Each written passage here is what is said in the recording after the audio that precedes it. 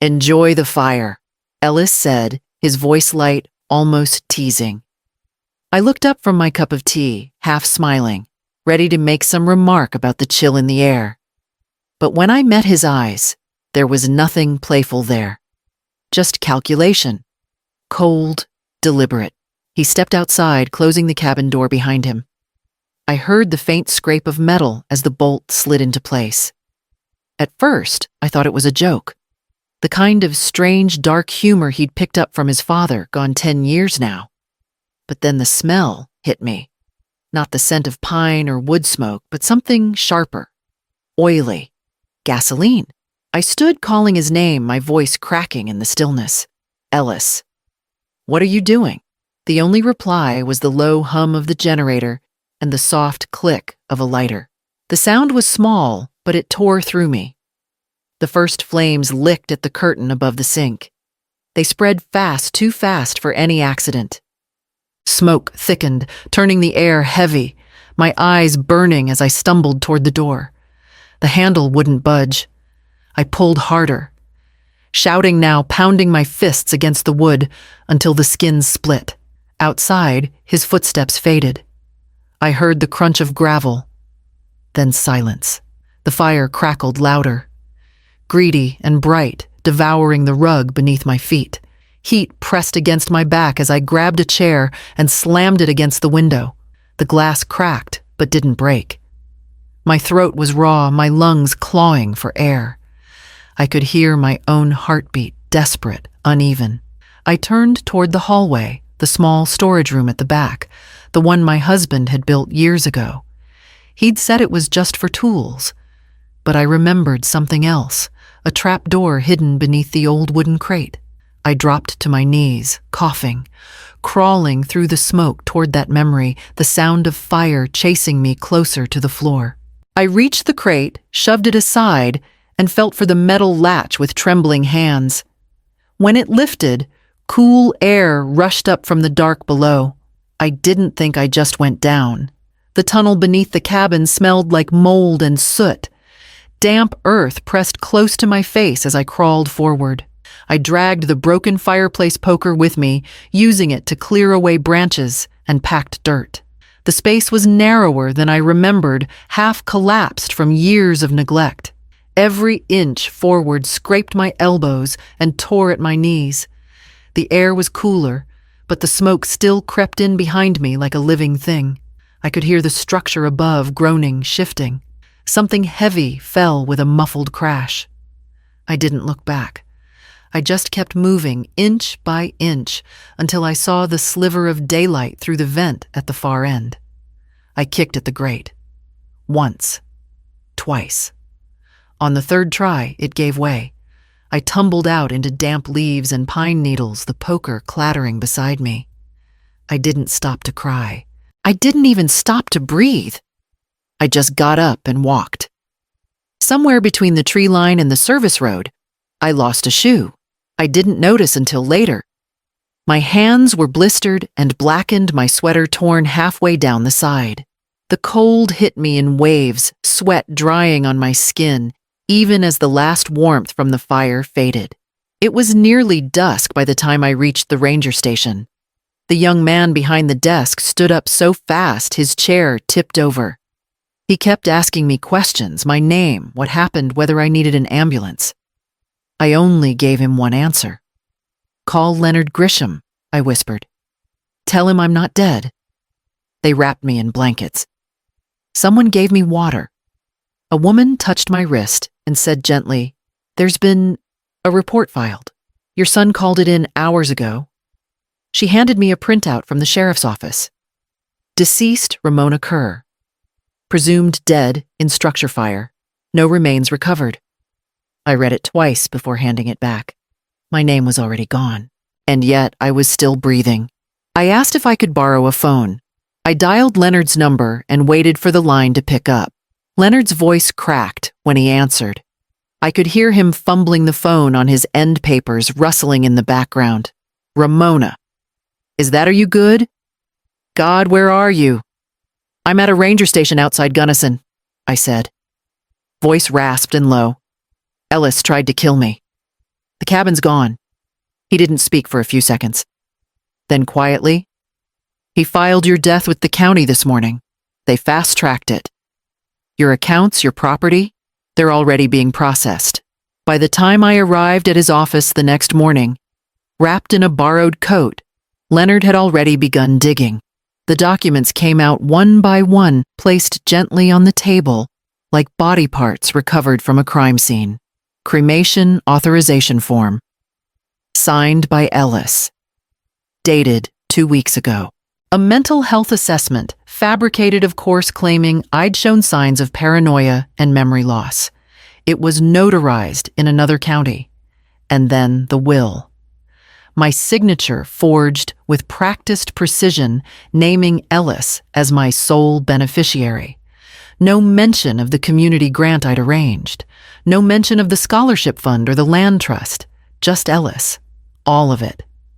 Leonard tapped the corner of the page. He filed this 3 days before the fire, with a clerk who processes 20 wills a week and doesn't ask many questions. I stared at the ink, the shape of my name, a version of me that never spoke, never objected, never lived past the cabin. I thought I'd never need that folder, Leonard said, sliding open the bottom drawer, but I'm glad I kept it. Inside was the original will, my real signature. Witnessed, sealed, updated last spring. He laid it next to Ellis's forgery like a quiet accusation. You still want your assets protected? He asked gently. No, I said. I want the truth protected. He nodded, stood and walked toward the vault room to retrieve one more document. One my husband left behind just in case Ellis ever got bold. I'd changed the will quietly without announcement or drama the year Ellis demanded I sell the house he grew up in just so he could invest in crypto. That was the moment something in me shifted. Not anger, just clarity.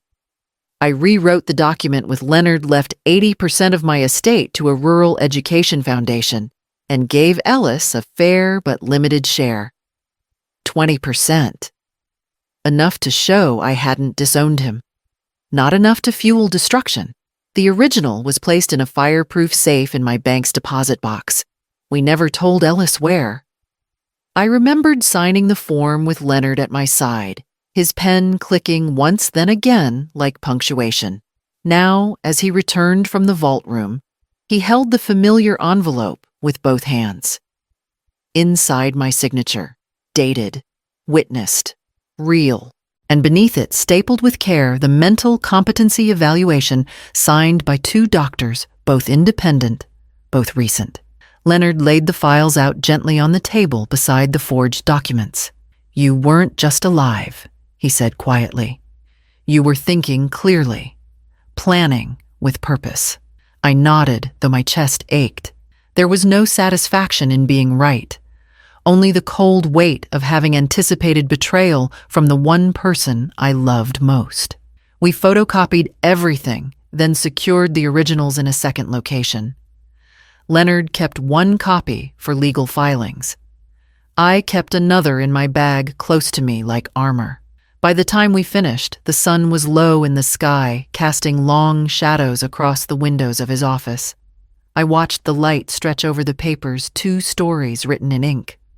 One, honest. One designed to erase me. Ramona Leonard said gently, We'll contest everything, but you'll need more than these pages. I nodded again. Then we'll get it. The memorial was held 3 days after the fire. I watched it from Maureen's living room, her couch stiff with old fabric, the TV perched on a wooden crate. We muted the alerts on her phone and closed the curtains. I didn't want light. I wanted distance. Ellis stood at the front of the small chapel like he belonged there. Dressed in a charcoal suit he'd never afford on his own. Hands folded. Voice soft. Behind him, a photo of me at the lake, one I didn't even know he had flickered on a screen. I'll carry her memory with me, he said. Eyes wet. Her wisdom. Her love. Her sacrifices. Everything I do from now on will be for her, the crowd murmured. A woman in the second row dabbed her eyes. A cousin I hadn't spoken to in years reached for tissues. Maureen kept glancing at me, waiting for me to react. I didn't. I watched him like a stranger would, searching for traces of the boy I once rocked, to sleep the one who scraped his knees and cried for his mother in the middle of the night. But that child wasn't standing there. Just a man who'd buried me in paperwork and smiled while doing it. He thanked everyone for coming, told them I'd lost my way near the end, but that he'd stood by me, that I'd always believed in family, and that's why he would honor me through charitable work, through responsible stewardship. He used my name like a tool, my values like a mask. And still, people clapped. They clapped for the man who'd turned my death into his platform. I didn't cry. I didn't shout. I just sat there, the mug in my hand, cooling fast. He'd rehearsed every word. Maureen turned to me. Ready to call that number now? I nodded, once reached into my coat pocket and pulled out Leonard's card. The name on the back was written in faded ink, Louis Brandt. I dialed. Louis Brandt didn't ask for much. A cup of black coffee, a quiet corner, and the assurance that whatever he found would be used. He was thinner than I remembered my husband had mentioned him once years ago, a former investigator who preferred tape to talk. He didn't waste time.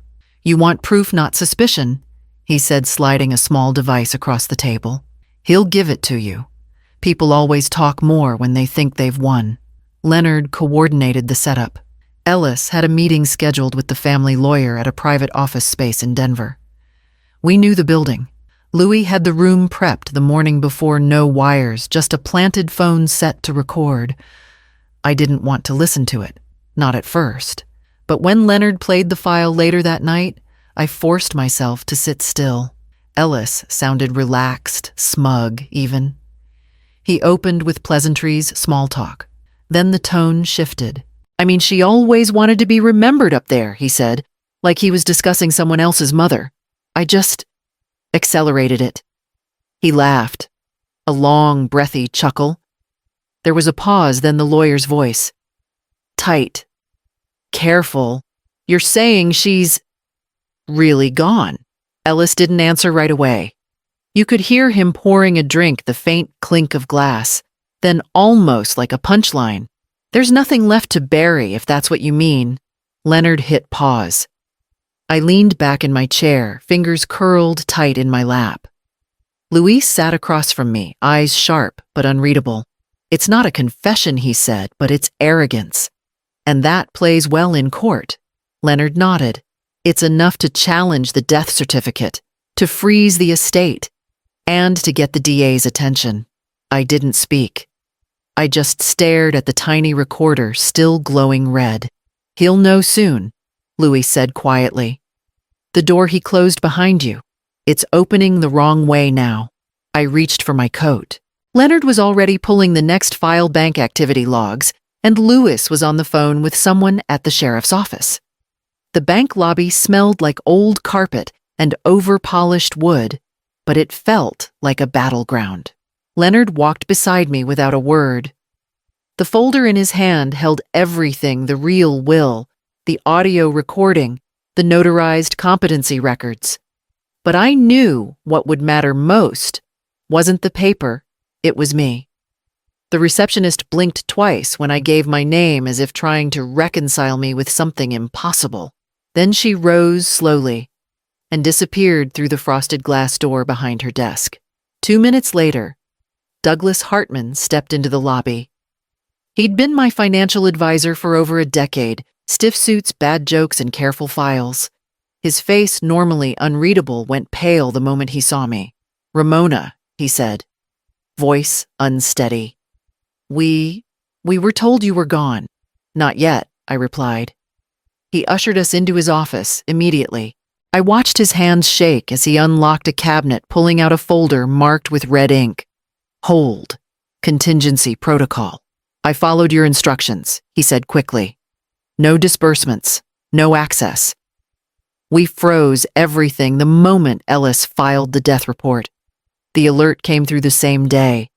He flipped through documents I didn't need to see. I knew what they said. I'd signed them myself years ago. A standing order. If I am declared deceased or mentally unfit, without in-person confirmation, suspend all financial activity until physical verification. Ellis came in yesterday, Hartman added. He brought the will. Said he needed to transfer the accounts into his name. Leonard didn't flinch. Did he mention the cabin? No. Just smiled like he'd won something. I leaned forward. I want it all locked until the investigation ends. Nothing moves. Not a dollar. Hartman nodded quickly. Already done. I stood smoothing my coat as Leonard gathered the papers. Ellis had tried to burn my name down to ash, but my signature had always been fireproof. Leonard's phone buzzed just as we stepped outside. He glanced at the screen, then turned to me. You'll want to hear this. The courtroom wasn't grand. No wood-paneled drama or polished marble. Just scuffed linoleum overhead lights too bright, and a judge who looked like he'd seen more than enough families come apart. I sat behind a divider not out of fear, but because the district attorney believed it was better that way. No theatrics. No chance for Ellis to twist anything with a performance. The clerk called my name. I stood, walked forward, and gave my testimony. The words didn't shake. I told them about the cabin, the smoke, the locked door. I told them about the forged cremation forms, the fabricated mental health report, the timing of the will. I described crawling through ash while my son walked away. They played the recording. His voice filled the room. She always wanted to be remembered up there. I just accelerated it. Not a gasp, not a whisper, just silence. The kind that sinks under your skin. The DA laid out the rest. The fire investigation. The financial protocols I'd signed. The timeline. The witnesses. The banker. Leonard. Maureen. Even Louis called briefly to confirm the source of the tape. When it came time for Ellis's attorney to speak, the man looked tired. Defeated. He was overwhelmed, he said. He panicked. He didn't know how to ask for help. I didn't respond. I didn't need to. Ellis sat at the defendant's table, shoulders hunched, lips pressed thin. He didn't look at me. Not once. But I looked at him. I saw the boy he used to be, curious, clever, fragile. I saw the man he became, calculated, careful, hollow. He looked small, smaller than I'd ever seen him. And I wondered for a moment if it had always been there, buried beneath the surface. The judge said sentencing would be decided in 2 weeks. Until then, Ellis would remain in custody. I stood as the bailiff led him away. Leonard touched my elbow lightly, guiding me toward the exit. We'll need to talk about the land next, he said. What you want to do with it? I already knew. We filed the final paperwork a week after the hearing. Leonard read it aloud, line by line, and I signed every page without hesitation. The numbers were precise. $7 million, every cent of it, was transferred to the foundation we'd selected, a women's resilience center in the northern part of the state. They would build housing, offer legal aid, mental health support, education grants. There would be no plaque with my name on it. That was my only request. The work would speak for itself. The land where the cabin once stood had been cleared by then. The forestry team finished days ago, leaving behind a clean slope of scorched earth and surviving trees. It looked barren, but not dead. I wanted it that way. I asked Leonard and Louis to meet me there before anything new was built. Just once. Just to stand in it. The air was sharp that morning, the kind that wakes your lungs up before your thoughts can catch up. We didn't speak much. Leonard stood with his hands in his coat pockets, staring off at the tree line. Louis crouched near the far edge, testing the soil. I stepped to the center of the clearing, the exact spot where the front porch had once been. I could almost feel the shape of it beneath my feet, the creak of the boards, the way the light hit the window just after sunrise. Then I knelt and placed my hand against the dirt. It wasn't a gesture of mourning. It wasn't about loss. It was a mark of presence.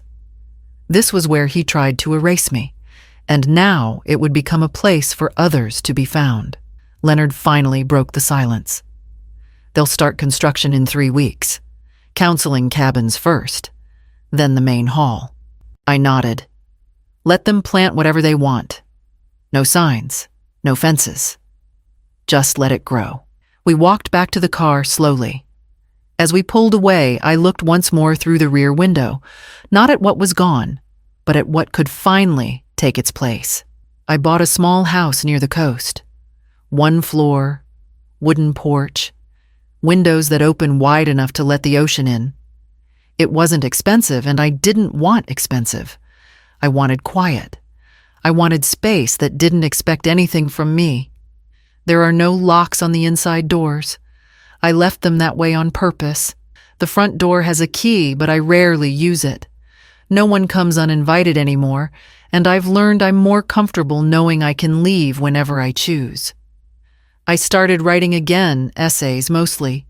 Not about Ellis, not about the fire, just about what it means to begin again at nearly 70. About memory and silence and how you carry yourself when the world stops calling your name. Some of my former students visit. They come with stories of their own, now children. Books published, mistakes made and survived. We drink coffee and sit on the porch until the light fades. They ask how I'm doing, and I tell them I'm learning to enjoy the air. I removed Ellis from everything. My will, my accounts, my health directives. There are no emergency contacts listed anymore. If something happens, it happens. I've made peace with that. In the afternoons, I sit by the window with a blanket across my knees, watching the light move through the trees. The wind here is different, less urgent. It moves without needing to prove anything. I don't think about the cabin often. When I do, it's not the fire I remember. It's the cold soil, the smell of pine, the moment I realized I still wanted to live. No one owns my name now. Not a son, not a signature, not a past that tried to swallow me whole. And that, I think, is what freedom feels like, when the house you stand in isn't something you survived, but something you chose.